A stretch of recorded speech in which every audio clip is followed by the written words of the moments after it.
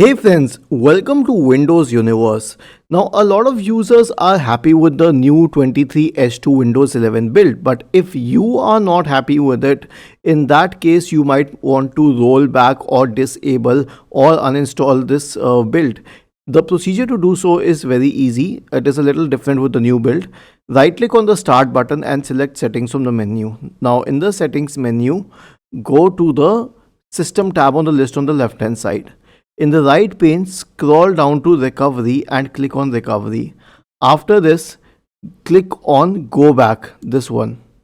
It will need a while to go back to the earlier build. Select any reason, it doesn't matter. Click on Next. And then once you start clicking on Check for Updates, this will revert your system to the previous build, or this will uninstall or disable or roll back the 23H2 build for Windows 11. So this is the procedure to roll back the 23H2 build for Windows 11. If you like it, then please subscribe to the channel. If you don't like it, then please let me know in the comment section. I will investigate further. Thank you for watching this video and have a nice day.